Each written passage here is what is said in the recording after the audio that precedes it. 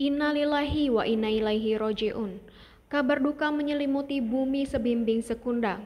Bupati Oku nonaktif Johan Anwar, Senin 10 Januari 2022 pagi, meninggal dunia di Rumah Sakit Siti Khodijah, Palembang. Informasi dari pihak keluarga di rumah duka yang terletak di Jalan Pancur Batu Raja, almarhum meninggal dunia karena penyakit yang dideritanya. Menurut pihak keluarga, mendiang sudah lama sakit dan sempat menjalani perawatan di RSMH Palembang sebelum kemudian dipindahkan ke Rumah Sakit Siti Khodijah. Johan sendiri selama ini dikenal warga Oku sebagai sosok pria yang baik hati. Bahkan programnya yaitu ambulan gratis yang telah dijalankannya sejak 2015 silam hingga sekarang manfaatnya masih bisa dirasakan masyarakat. Kepergian Johan Anwar sangat dirasakan meninggalkan duka yang begitu mendalam bagi keluarga serta kerabat.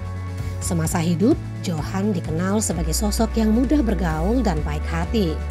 Gubernur Sumsel Haji Herman Deru mengaku sangat kehilangan sosok Johan Anwar yang dikenalnya sebagai pribadi yang humble, baik hati dan mudah bergaul.